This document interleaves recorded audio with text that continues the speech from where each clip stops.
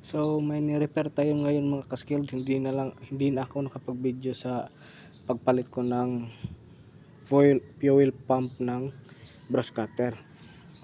Zonua yung brand, 2-stroke na gasoline with mixed with tutti. So yan, brush cutter na 2-stroke. So ang problema lang is nabiyak na yung fuel pump niya or priming pump. Yan. So tumatagas na ang langis, gasolina dito. So yun, pinalitan natin ito, bago na yan. Yan. Bago na yan. So kulang na lang dito ay testing. So ganun lang magpalit mga ka-skill. So pakita ko sa inyo, ito lang tatanggalin nyo, yung 4 na tornilyo. Yan, yung 4 na tornilyo na yan, tatanggalin nyo lang yan.